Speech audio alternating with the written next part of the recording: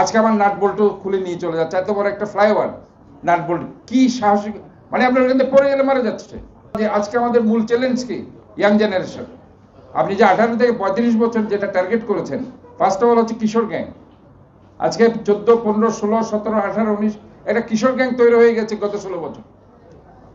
আপনি একটা অনৈতিক সমাজ, অনৈতিক একটা গোষ্ঠী আমরা তৈরি করে দিয়েছি, যেটার জন্য আজকে আমাদেরকে প্রতি পদে পদে আমাদেরকে বাধার সম্মুখীন হতে হচ্ছে। আজকে আমার নাট বল্টু খুলে নিয়ে চলে যাচ্ছে, এত বড় একটা ফ্লাইওভার নাট বল্টু কি সাহসিক, মানে আপনার এখান থেকে পড়ে গেলে মারা যাচ্ছে।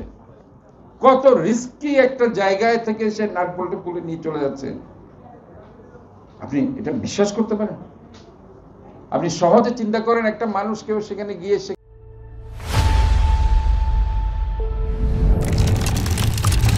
কিভাবে নাট বল্টু খুলছে, কোনো কারণে পড়ে গেলে তো সে মারাই যাবে, তার কিছু চিহ্ন পাওয়া যাবে, অথচ সে খুলছে অসম সাহসিকতার সাথে। সে সাহসিকতা সে ভালো জায়গায় দেখালে বাংলাদেশ অনেক দূরে এগিয়ে যাবে। দেখুন কত সাহস তার, সাহসটা সে দেখাচ্ছে খারাপ কাজে, ভালো কাজে আমরা ওই সাহসটাকে ইউটিলাইজ করতে পারছি।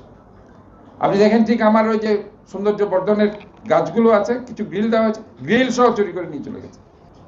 আর ওইগুলো তো আছে চাঁদাবাজি, মারামারি, তারপর ওইখানে ছুরি মারা, তারপর আপনার দোকান থেকে কিছু নিয়ে যাওয়া, মোবাইল চুরি করে নিয়ে যাওয়া, ছিনতাই করা, এগুলি তো এখন অহরহ তারা এগুলি করছে। কাজে আমাদেরকে ওই জায়গায় এসে ওইসব ছেলেদেরকে টার্গেট করে যদি আমরা কিছু প্রশিক্ষণ দিতে পারি, তাদেরকে যদি আমরা পুনর্বাসন করতে পারি,